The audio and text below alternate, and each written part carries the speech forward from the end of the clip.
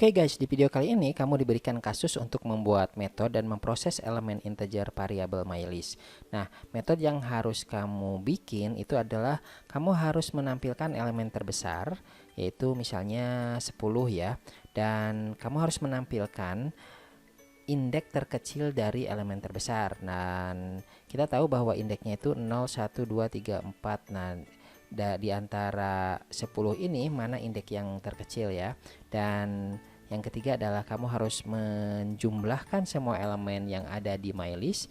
Dan terakhir adalah shifting elemen, yaitu nilai 1 ini dipindahkan ke belakang, sedangkan nilai 5 sampai 8 digeser ke depan. Oke, kita akan bikin metode yang pertama ya, yaitu menampilkan elemen yang terbesar ya. Dan karena kita hanya menampilkan elemen yang terbesar, berarti kita akan bikin metode return yang tipenya integer. Oke, kita bikin static method yang akan mengembalikan return integer. Dan kita akan tampilkan, kita akan kasih nama display max. Oke, seperti ini. Lalu saya akan kasih parameternya itu integer dan list seperti ini ya. Oke, pertama yang akan kita lakukan adalah kita akan inisialisasi dulu variabel, akan deklarasikan variabel max ya, yang akan menyimpan value maksimum. Oke, nah berarti saya akan kasih inisialisnya sama dengan apa, list indeks ke 0. Oke, karena pada saat pertama kali kita masukkan ke list, maka sudah pasti yang nilai maksimum itu 1 dulu. Ntar kita akan bandingkan satu persatu. Dan saya akan di sini akan returnkan max ya, supaya nggak merah. Oke, nah kemudian saya akan proses di sini.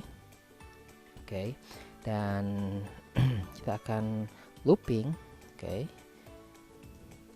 looping list length. Nah, sekarang pada saat kita looping, misalnya dari indeks ke 0 sampai ke terakhir, saya akan bandingkan gitu si list ini, list pertama list ke i ya. List ke i jika misalnya lebih daripada maksimum, maka yang akan kita lakukan adalah kita akan simpan si maksimum. Oke, misalnya pertama 1. Oke, ketika di looping dia akan bergeser ke kanan 5. Nah, yang 5 jika lebih besar dari max, maka saya akan ganti yang maksimum itu jadi list i. Oke, jadi 5 ya. Nah, karena kita sekarang hanya satu statement, jadi kita nggak pakai kurawal ya. Nah, ketika misalnya ketemu nih si maxnya, kita nggak bakalan break ya, karena ada kemungkinan ada yang ada yang lebih besar lagi gitu. Jadi kita akan looping sampai yang terakhir. Nah, max ini akan selalu menyimpan elemen yang terbesar. Oleh karena itu kita returnkan max. Dan sekarang saya akan coba seoutkan ya. Oke, out. Oke, saya akan tampilkan elemen max. Oke, seperti ini. Dan kita akan tampung ya si hasil tampung return dari display max ini di satu variabel namanya max ya, supaya enggak bingung ya kalau disatuin dengan shout. Jadi saya akan masukkan parameter yang pertamanya itu adalah array ya, mylist seperti ini. Lalu saya concat. Nah, si di place mylist ini akan menyimpan hasilnya di variabel max. Lalu saya seperti ini. Oke, coba kita running, kita lihat hasilnya. Oke, elemen maksimum 12. Oke, sekarang udah oke ya, jadi kalian bisa coba di angka yang lain. Oke, sekarang metode yang kedua, kita akan menampilkan indeks terkecil dari elemen terbesar. Dan kita akan gunakan metode return juga, dan value-nya adalah integer ya. Dan saya akan kasih nama nama metodenya itu display index max ya, index max. Oke, parameter pertamanya itu adalah array list. Oke, seperti ini. Nah, kita akan returnkan yaitu indeksnya ya. Jadi saya akan bikin satu variabel untuk menghold atau menyimpan value indeksnya. Saya akan kasih namanya index max ya. dan saya akan kasih 0 ya, dan karena selalu mulai dari 0 ya, dan saya akan retunkan index max supaya nggak merah tuh si display index max metodenya. Dan kedua saya akan bikin satu variabel lagi yaitu max ya, untuk membandingkan maksimumnya. Lalu saya akan kasih, ini persis sama ya seperti yang display max, hanya saja yang akan kita return itu adalah indeksnya. Nah sekarang saya akan looping, oke. Saya akan looping di sini listnya, lalu saya akan cek kondisinya. Jika misalnya list i-nya lebih daripada max, maka yang akan kita lakukan adalah, karena ada beberapa statement jadi saya pakai kurawal ya. Pertama si maxnya itu saya akan ganti jadi list i, oke, seperti yang metode sebelumnya ya. Lalu kalau misalnya udah ketemu nih, maka si index max-nya saya kasih i seperti ini, oke. Dan kita akan maaf, ini indeksnya ya. Oke, jadi misalnya yang terbesar itu adalah 10, 12. Oke, saya ganti aja ya, ini yang 12 jadi 10 ya. Nah, maka yang terkecil itu harusnya ini ya, yang 0, 1, 2, 3, 4, 5, 6. Oke, indeks ke-6.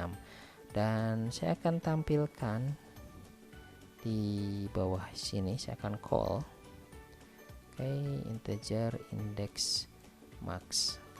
Nggak apa-apa ya, sama juga ya, asal karena skupnya beda. Jadi ini lokal variabel yang hanya bisa di-execute di metode, tapi kalau misalnya saya menggunakan variabel yang sama tetapi di beda metode juga nggak tetap jalan karena skupnya beda. Integer index max, saya akan display index max. Ininya adalah my list. Saya copyin aja si sautnya supaya nggak makan banyak waktu. Elemen index, ininya saya kopikan. Nah, seperti ini. Dan kita akan coba running ya. Kita lihat hasilnya. Elemen indeks 6. Betul enggak? Kita lihat 0, 1, 2, 3, 4, 5, 6. 6. Nah, di sini kelihatan ya. Coba misalnya saya kasih yang ini 10 ya, di indeks ke 0. Kita running. Kita lihat hasilnya. Elemen indeks maksimum 0. Guys, ini metode yang kedua sudah kita solusikan. Selanjutnya kita akan sum all element. Untuk metode nomor 3 kalian bisa kerjakan sendiri ya guys. Dan saya akan beralih ke nomor 4, yaitu shifting element. Jadi kasusnya itu angka 1 ini akan saya pindahkan ke belakang, sedangkan angka 5 sampai 8 itu saya akan geser ke kiri. Dan setelah itu baru kita tampilkan. Jadi returnnya itu adalah return array integer ya. Saya bikin aja satu metode static integer, ini tipenya array ya, dan saya akan kasih nama shifting gitu kan. Saya kasih parameternya integer array juga, list. Seperti ini. Dan saya akan pertama ini returnnya kan ini ya, array integer. Jadi saya akan returnkan listnya ya. Kenapa listnya? Karena yang akan kita olah itu adalah index list yang ada di metode shifting. Jadi kita akan coba. Yang pertama kita akan simpan si angka 1 ini di sebuah variabel term ya. Ini kayak shifting swap value aja ya. Jadi namanya term. Nah, lalu saya akan si angka 1 ini saya simpan di variabel term. Dan berikutnya saya akan call for i. Nah, di for i ini saya akan pindahkan, saya akan looping dari 5 sampai 8 ya, berarti di indeks ke 1. Indeks ke 1 sampai indeks ke 8 yang terakhir. Nah, saya akan isi si list pertama, kan list ini ya, list 0. Si 5 ini akan menduduki list ke 0 atau indeks ke 1 akan menduduki indeks ke 0. Jadi saya akan kasih list i nya dikurangi 1, oke, sama dengan list i, oke, seperti ini. Nah, jadi ketika i nya variabel i 1, maka 1 dikurangi 1 0. Nah, i ini 1, list i 1, berarti dia akan mengisi posisi indeks ke 0, oke. Dan setelah misalnya semua udah bergeser, berarti yang terakhir itu kan kosong kan. Jadi kita akan kasih yang terakhir itu, kita isi listnya itu berarti list length ya, dot length dikurangi 1 ya. Ingat ya, karena indeksnya dari 0 berarti kita kurangi 1 sama dengan tem, seperti ini. Oke, tem itu adalah 1, jadi sudah keisi yang belakang. Nah, karena returnnya list, maka kita akan tampilkan array sebelum shifting dan sesudah shifting ya. Dan kalian bisa kopikan static void display array yang ada di fill array yang sebelumnya udah kita bikin. Dan pertama saya akan tampilkan display array-nya sebelum shifting, oke, seperti ini. Dan saya akan passing value array mylist, oke. Lalu saya akan tampilkan shoutprint dulu ya supaya bergeser ke bawah. Berikutnya baru saya shifting.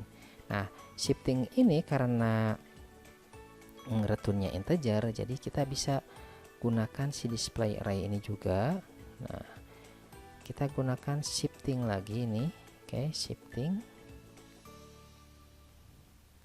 Jadi kita nggak usah bikin banyak variabel ya. Oke, nice.